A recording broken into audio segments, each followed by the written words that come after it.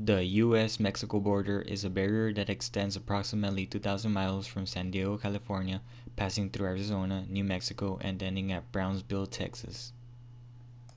The border exists to prevent immigrants from illegally entering the United States and also stopping illegal drugs and weapons from making their way inside. After the 9/11 attacks at the U.S. World Trade Center, George W. Bush and the United States Congress passed the U.S. Patriot Act on October 26, 2001. An act to deter and punish terrorist acts in the United States and around the world, to enhance law enforcement investigatory tools, and for other purposes.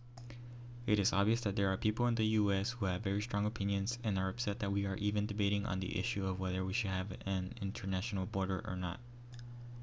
In this poll on debate.org, they ask us if we think a border is necessary between the U.S. and Mexico.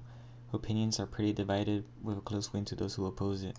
This person who disagrees with the existence of the border believes that it is unnecessary and a waste of resources, and that it contradicts our nation's founding principles of acceptance and freedom.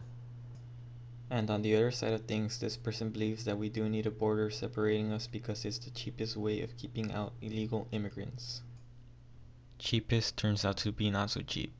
In this chart, taken from the official United States Border Patrol website, we can see how in 23 years the budget has risen substantially.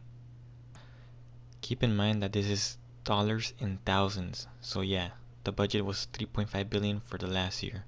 Oh, and this is only for the Border Patrol agents. And we can see why the budget has been increasing. This bar graph shows the increase of Border Patrol agents from 1992 all the way up until 2013.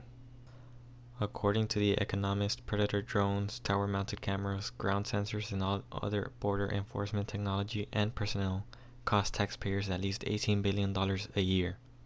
With these patterns, these overexpenditures will not stop anytime soon.